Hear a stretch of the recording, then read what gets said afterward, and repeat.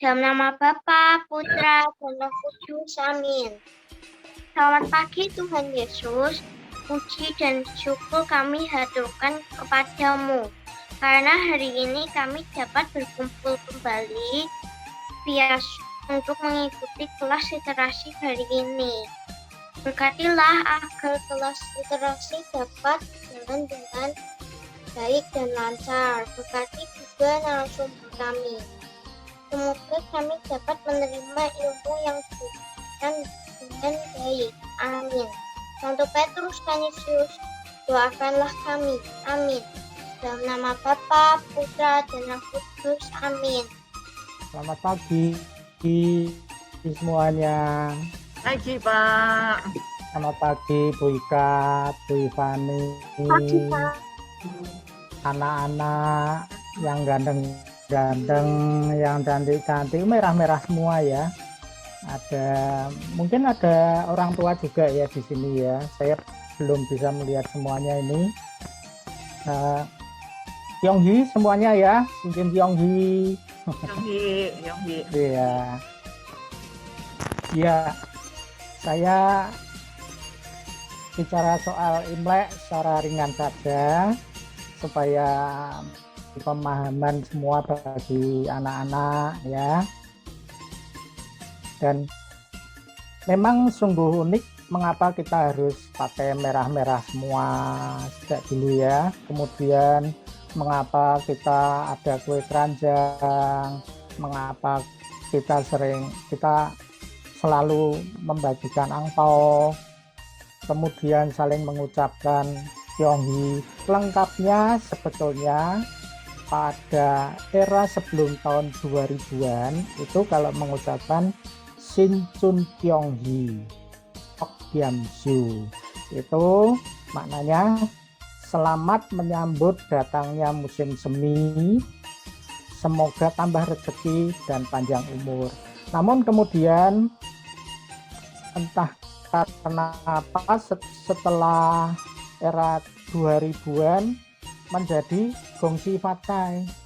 Jadi yang ucapan Sinchun Kyonghi itu lebih banyak diucapkan oleh generasi tua. Anak-anak muda lebih banyak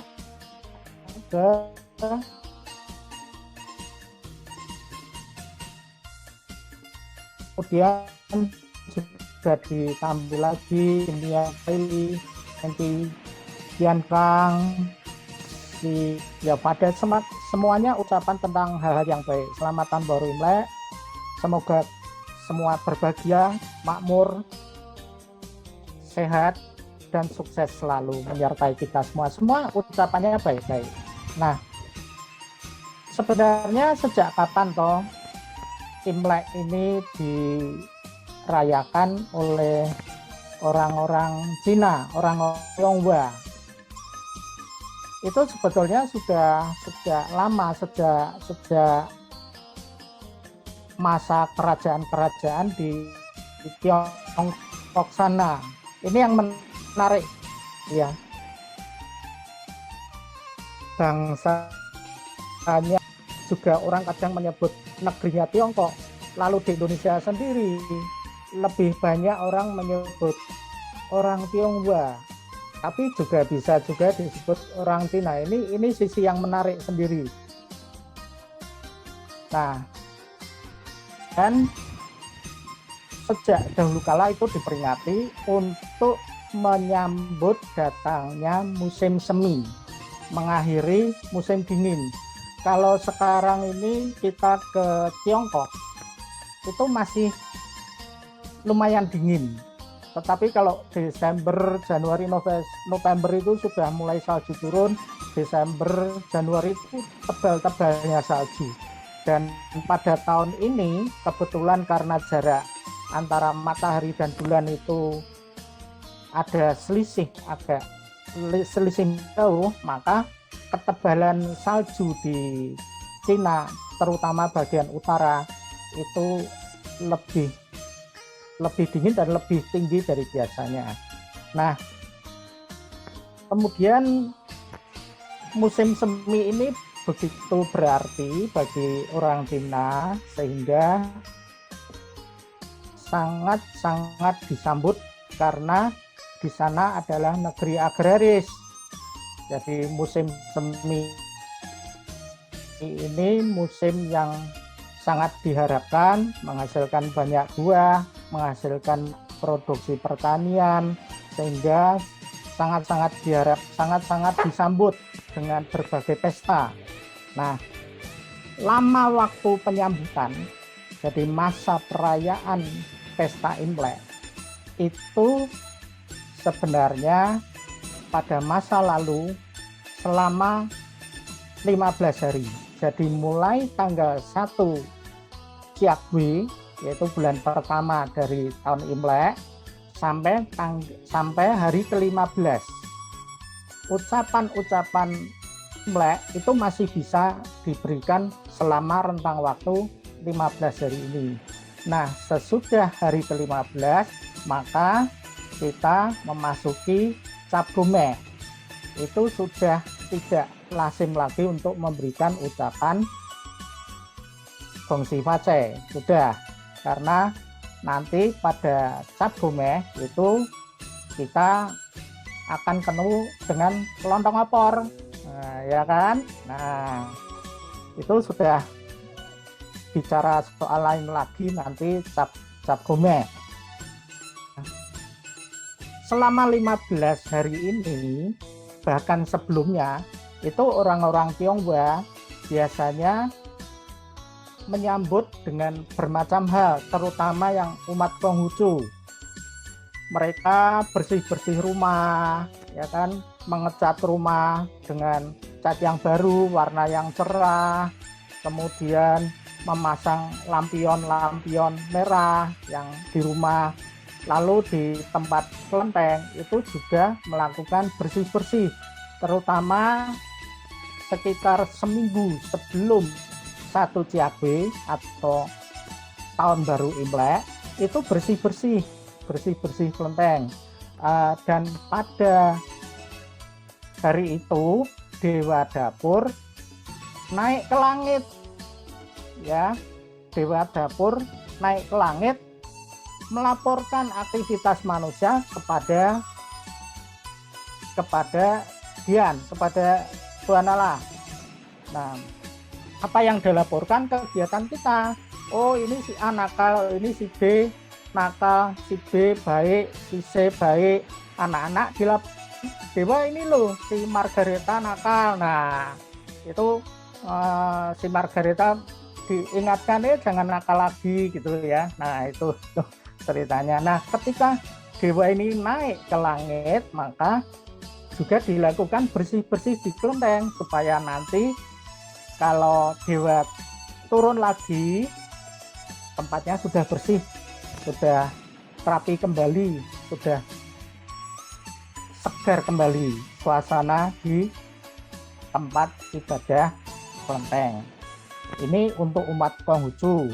Namun kita tahu bahwa tidak semua orang Tionghoa itu menganut Konghucu. Jadi Imlek ini baiknya tidak dikaitkan dengan agama, tetapi adalah budaya, karena orang Tionghoa tidak semuanya umat Konghucu. Ada yang Kristen, ada yang Buddha, bahkan ada yang Kristen, ada yang Katolik, ada yang Hindu juga. Jadi ini adalah tradisi budaya etnis. Jadi di situ kebersamaan dalam keberagaman dalam merayakan Imlek. Nah, selama 15 hari ini umumnya pada masa lalu itu toko-toko tutup, tempat usaha tutup. Jadi pada era tahun 60, tahun 1970, 1989-an itu orang-orang Cina Totok itu umumnya merayakan Imlek selama 15 hari. Nah, selama itu ya mereka kumpul-kumpul. Pada tanggal 1 Imlek itu mereka bahkan kumpul, keluarga besar itu kumpul. Kalau kita mengikuti berita di Tiongkok, di Cina, itu mereka pulang kampung. Jadi untuk menyambut Imlek itu pulang kampung, tidak ubahnya seperti di Indonesia sini pada perayaan Lebaran. Pada hari Lebaran itu kan orang pada pulang kampung mudik karena ingin merayakan hari Lebaran di kampungnya bersama keluarga besar. Seperti halnya di Tiongkok sana itu mudik balik kampung. Jadi jangan piknik, jangan pergi ke Cina pada hari-hari Imlek, itu akan sepi. Jadi tempat-tempat wisata, terutama toko-toko juga tutup karena mereka merayakan Imlek. Bahkan tidak perlu ke Tiongkok, kita ke Singapura atau ke Malaysia, itu kalau Imlek sepi. Baiknya kalau pesan ke hari-hari libur yang lain. Nah, itu pada tahun-tahun 1970-80-an itu juga begitu. Saya mengalami, keluarga besar saya, kakak-kakak saya juga balik ke rumah, kumpul dengan orang tua, merayakan Imlek. Gitu. Sekalipun keluarga saya adalah keluarga umat Kristiani, tapi kita merayakan Imlek itu.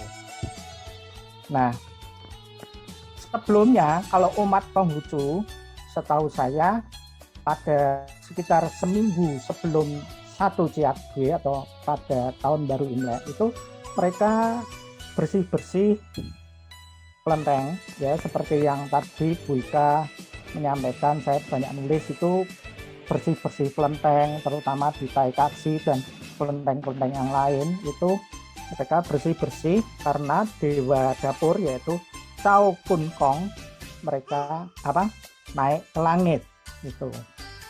Nah, kemudian ada perayaan pada puncak perayaan Imlek biasanya makan besar. Jadi malam menjelang Imlek itu mereka doa dulu, doa di kelenteng, kemudian tanggal 1-nya mereka doa juga, tapi kemudian berkumpul dengan keluarga menghormat ke orang yang dituakan, orang tua atau orang yang dituakan. Mereka bahkan keliling dari satu rumah ke rumah lainnya melakukan peja, jadi penghormatan kepada orang tua dengan mengepalkan tangan begini untuk ya seperti buca itu. Nah, itu dari rumah ke rumah, jadi bertamu dan kemudian bersilaturahmi memberikan penghormatan kepada orang tua.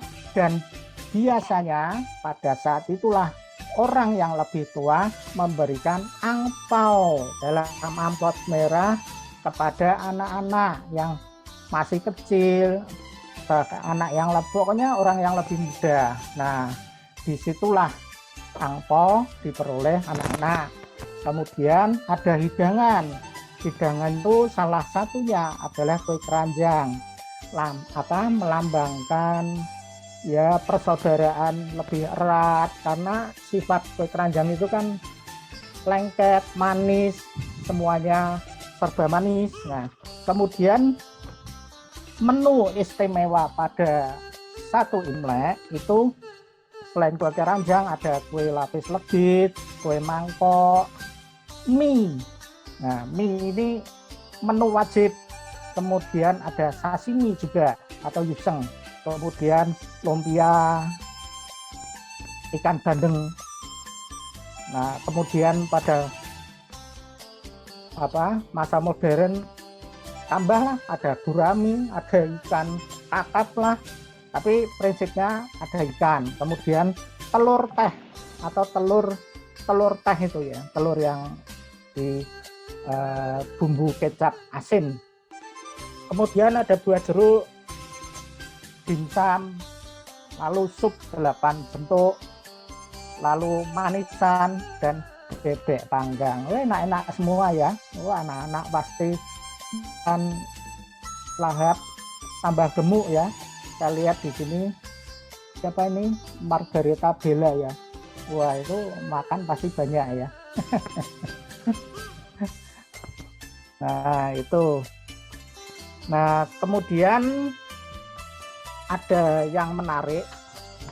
Jadi mengapa kok tahun Imlek dan perayaan Imlek itu selalu di bulan Februari dan bergeser waktu kan tanggal 1, tetapi tahun depan pasti tidak tanggal 1 Februari lagi, kemudian bisa nanti jadi tanggal tua bulan Februari.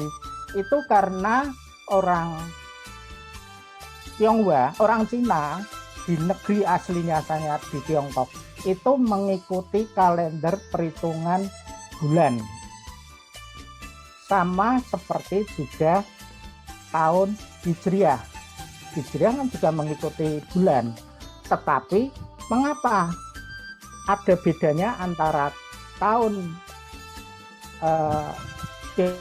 Cina Imlek dan Hijriah, sama-sama bulan, tetapi kalau kita perhatikan kalau Lebaran itu kan maju terus toh, maju terus, jadi tambah 2 minggu terus, jadi dulunya Desember bisa jadi maju terus terus suatu saat nanti bisa jadi ke bulan Juni, bulan Januari, itu kan tahun Hijriah. Tetapi kalau sama-sama perhitungan bulan yang Imlek itu tetap di Januari karena ada penambahan 1 bulan atau bulan kabisa itu setiap 2-3 tahun sekali selalu ditambahkan. Jadi kalau diperhatikan pada tahun-tahun tertentu ada bulan yang sama double. Jadi itu untuk membuat supaya tahun baru Imlek itu tetap di bulan Februari. Jadi tujuannya untuk menyambut tahun musim semi, bulan musim semi. Itu yang menarik. Jadi lalu sejak kapan ya, itu sudah lama, sejak zaman kerajaan dahulu itu perhitungan tahun kalender berdasarkan bulan atau lunar itu dilakukan di Tiongkok sana. Nah, ada kebiasaan yang mungkin sudah tidak dijumpai oleh anak-anak sekarang ya di Semarang, itu kalau Imlek. Pada masa saya kecil itu pada perayaan Imlek biasanya selain kita kumpul keluarga juga kita ke rumah-rumah orang tua itu naik becak.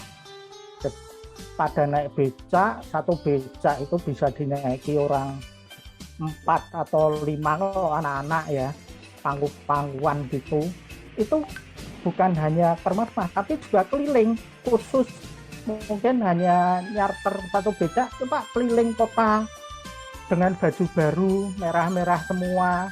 Nah itu ada kebiasaan seperti itu pada masa tahun 1980-an lah, itu banyak seperti itu. Kemudian rekreasi ke luar kota, tempat piknik, dan tetap mungkin mengunjungi saudaranya yang lebih tua di luar kota untuk PCA juga. Itu tradisi yang sering dilakukan pada masa lalu.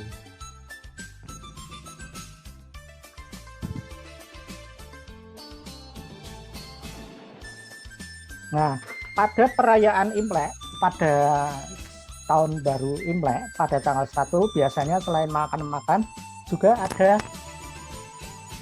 kembang api, petasan. Nah, kembang api dan petasan ini asalnya juga dari Tiongkok. Jadi tujuannya itu membuat keramaian dengan suara-suara dar-der-dor gitu ya. Itu untuk mengusir, dengan kepercayaan mereka itu untuk mengusir roh jahat, untuk mengusir supaya setan-setan itu menjauh, tidak mengganggu dengan suara petasan. Nah, itu yang sekarang mungkin sudah tidak bisa dijumpai lagi karena petasan itu dianggap membahayakan ya. Kemudian nanggap barongsai atau tari nagana. Ini biasanya dilakukan pada satu Imlek dan hari-hari selanjutnya. Selain juga hari-hari tradisi orang Tionghoa lain, tetapi pada Imlek itu biasanya dilakukan. Namun pada masa pandemi ini ya semuanya agak diredam untuk mengurangi kerumunan gitu ya. Nah, apakah Imlek pernah dilarang? Nah, pernah dilarang. Di Tiongkok sana juga pernah dilarang, sejarahnya beda. Kalau di Indonesia pernah dilarang pada setelah tahun 66 sampai ketika Gus Dur menjadi presiden. Itu Imlek sangat-sangat dibatasi. Anak-anak sekarang tidak tahu, tapi generasi yang kelahiran tahun sebelum tahun 2000 masih merasakannya. Imlek tidak dirayakan, tari barongsai tidak pernah ada, dan bahkan agama Konghucu pun juga dilarang pada waktu itu. Sedangkan di Tiongkok itu Imlek pernah dilarang pada tahun 1912 ketika Dr. Sun Yat-sen berkuasa. Pada waktu itu dikembalikan, sebetulnya Imlek itu ditiadakan untuk disatukan saja ke tahun Gregorian, yaitu tahun Masehi. Tetapi di sana banyak terjadi penentangan karena Imlek sudah sedemikian mengakar dan menjadi salah satu tradisi dari orang Cina. Nah, begitu ceritanya. Mungkin... Halo teman-teman, perkenalkan nama saya Jin. Saya kelas 2A. Biasanya kegiatan yang Jin lakukan saat Imlek ada kumpul di Bong. Bong itu kuburan orang Tionghoa keturunan Cina. Lalu kumpul atau pergi juga di tempat orang yang lebih tua.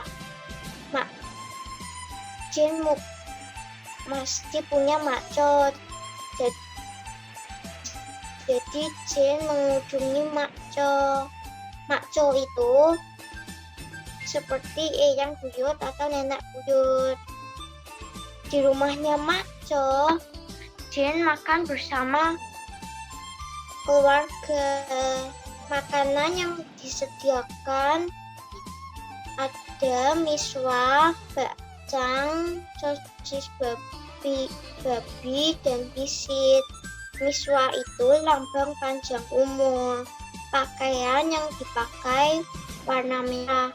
Sewaktu kumpul bersama keluarga, Jin pepe ke orang yang lebih tua. Pepe itu gini teman-teman. Selain pepe juga mengucapkan Kyonghi, yang artinya selamat tahun baru Imlek atau Xinjia. Kyonghi itu gini, Kyonghi. Lalu orang yang lebih tuanya memberi angpau. Angpau itu amplop merah berisi uang. Tetapi tahun ini Jin tidak kumpul, hanya mengucapkan lewat video call. Itu kegiatan yang biasa Jin lakukan sewaktu Imlek. Terima kasih.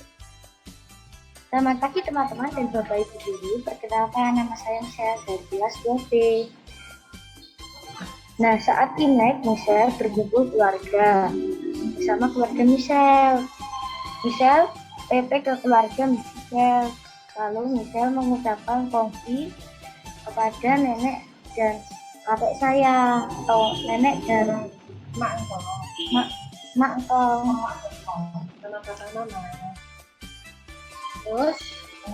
Terus mendapatkan angpau dari papa mama saya. Kamu kurang dengar ya? Suaranya kurang. Terus misal makan dulu bersama keluarga, bersama mak dan kong. Makanannya ada kue keranjang, roti panggang, sosis bakar, sosis panggang, terus kue mangkok dengan buah jeruk. Sekian dari Nisa, terima kasih. Mengapa kalau sudah menikah tidak dikasih ampau lagi?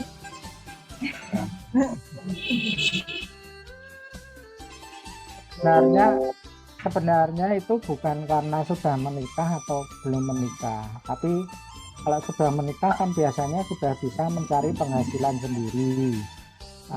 Tetapi sebenarnya untuk kakek atau nenek itu tidak melihat sudah menikah atau belum. Memang utamanya kepada cucu-cucu, jadi yang masih kecil-kecil kayak seperti Gisela begini nih ya, ini pasti banyak menerima angpau kalau ketemu dengan kakek nenek. Nah, untuk orang yang sudah dewasa itu tergantung dari kakek neneknya mau memberi atau tidak itu. Tapi sebenarnya tetap masih boleh. Itu ya Gisela ya. Ya, terima kasih. Oh ya. Bajunya mana merah, artinya apa? Iya, iya. Hobi kok tidak pakai warna merah? Ini pakai baju pramuka ya? Iya. Bagus sekali ya. Ya, warna merah itu tanda selain warna cerah juga sebenarnya tujuannya untuk mengusir.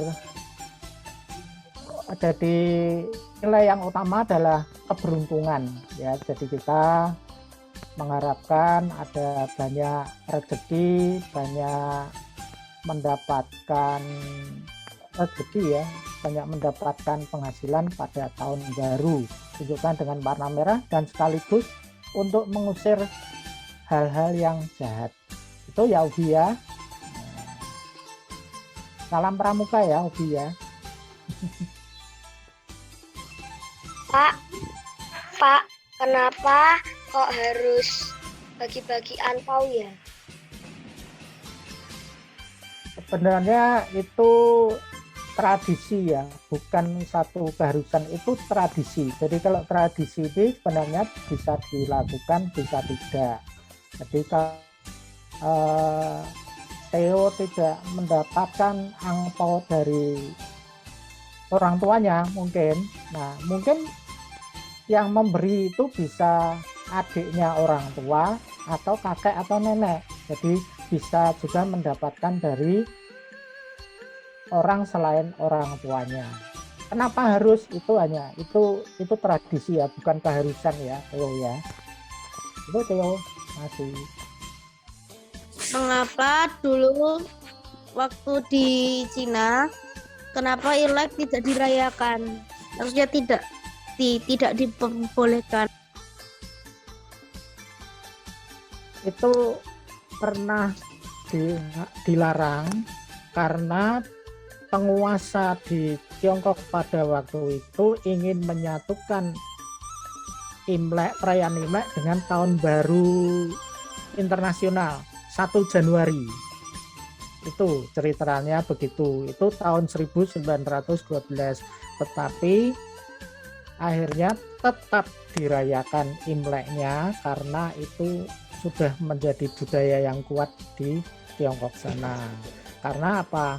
1 Januari itu dianggap bukan miliknya orang Tiongkok, bukan miliknya orang Cina.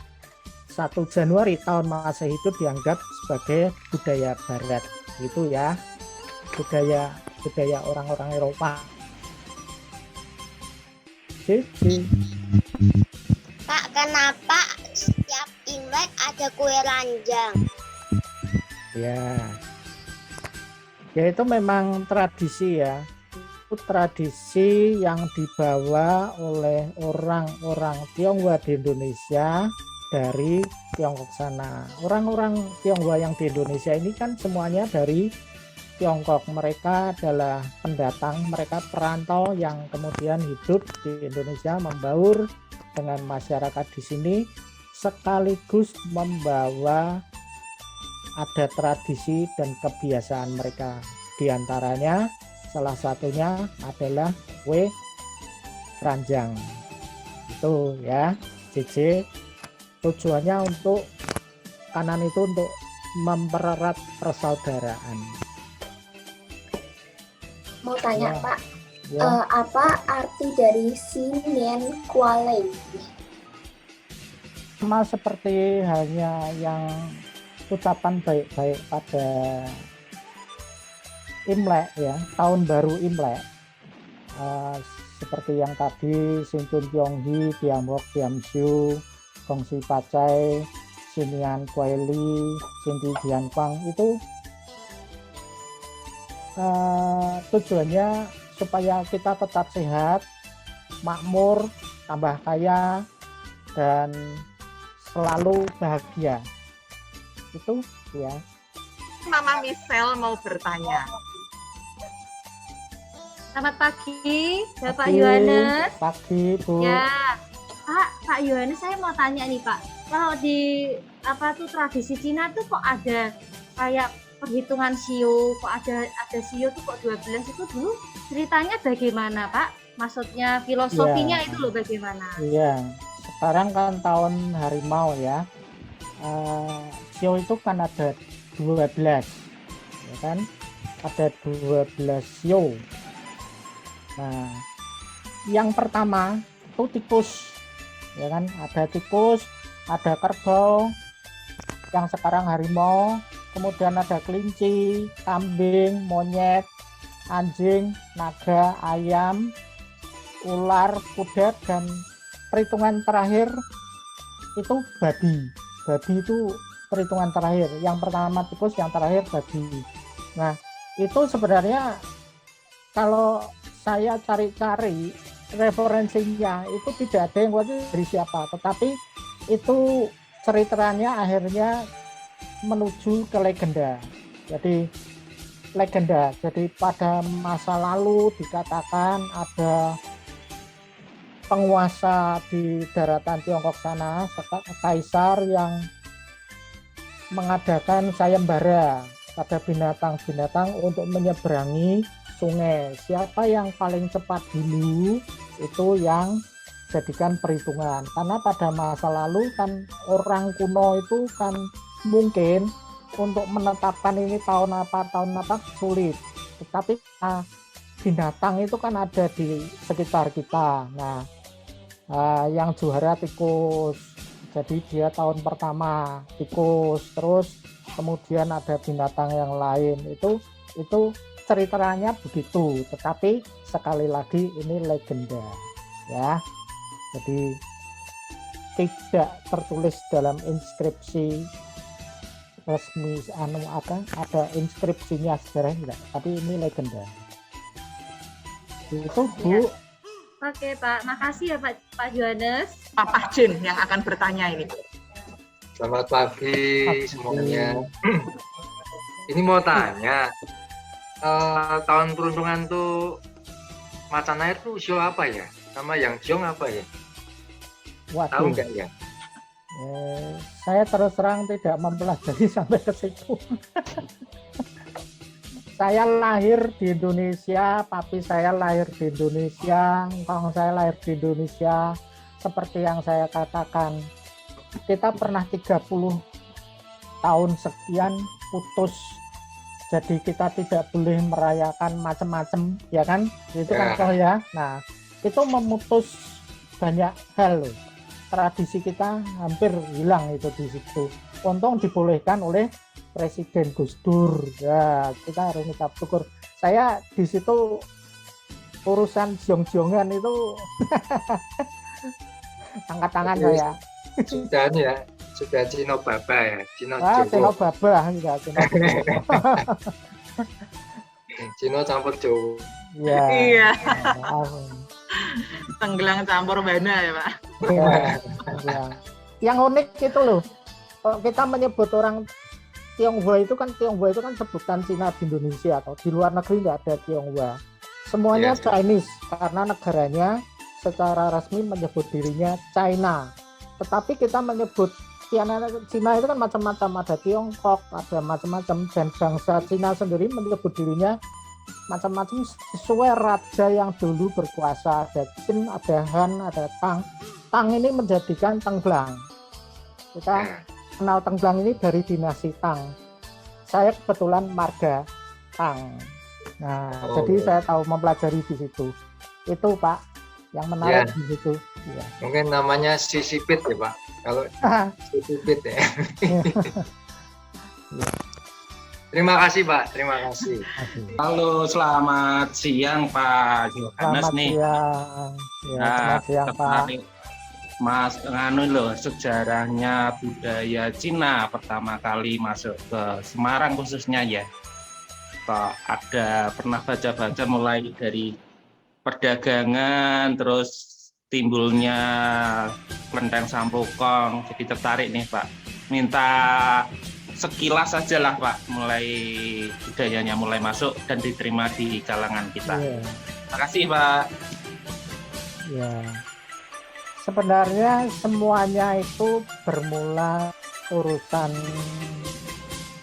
duit ya. Jadi mereka itu cari kehidupan yang lebih baik. Karena kita tahu di negeri Tiongkok itu kan terdiri dari banyak kerajaan dulu. Kan negara kecil-kecil gitu. Perang terus. Dan ada kerajaan yang jadi besar, misalnya kerajaan Qin, kerajaan Tang, lalu ada Su, ada Han dan sebagainya, itu kan saling berganti. Yang terakhir Kaisar Pu itu kan juga sudah tidak berkuasa penuh karena dia dikendalikan oleh besi. Nah, salah satu faktor yang mereka keluar dari daratan Cina, terutama masuk ke Indonesia itu kan sekitar tahun 1600-an ya. Sebelumnya ada dalam perhitungan itu 1400-an itu yang dilakukan oleh Cheng Ho. Itu beberapa tempat di Nusantara ini. Nah, kita berdagang, tetapi kita tahu bahwa Cheng Ho ini juga dia seorang ulama. Jadi mereka membawa misi itu juga, membawa misi syiar. Nah, tapi mereka adalah pedagang. Nah, kemudian ada yang tinggal di sini. Mereka juga datang secara khusus, bukan rombongannya Cheng Ho saja, tetapi juga mereka keluar dari daratan Tiongkok untuk mengadu nasib sampai ke Nusantara, salah satunya di Pulau Jawa lah, kita sebut saja sampai di Semarang.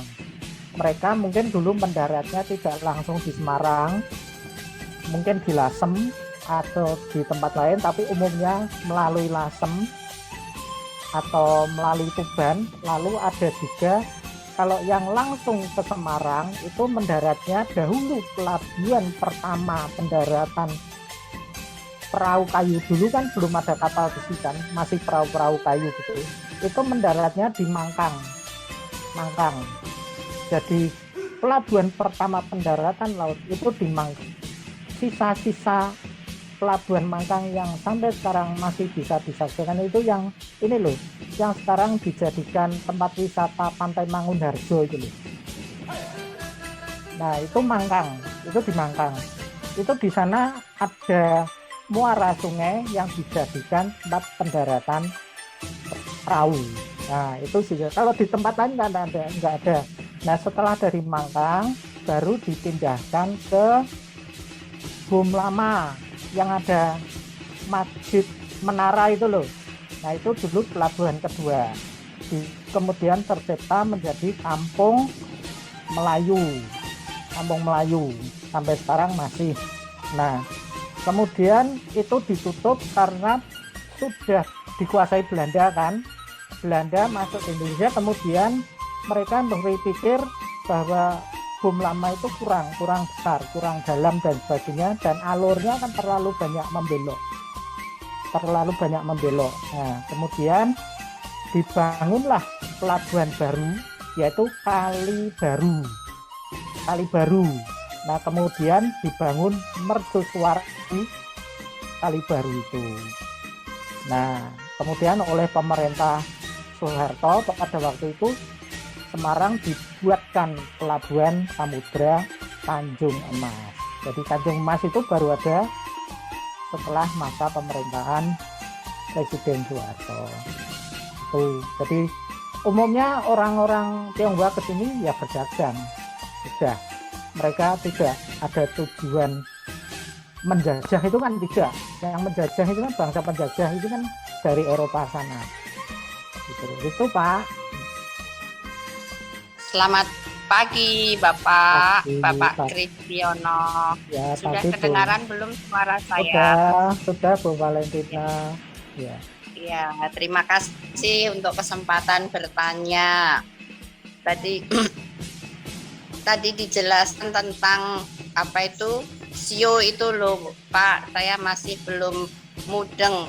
Kok yang dipilih itu 12 binatang itu kok enggak binatang-binatang yang lain gitu loh. Kenapa yang dipilih itu gitu. Tadi sudah ada perlombaannya tapi kok itu aja yang ikut apa hanya itu Pak?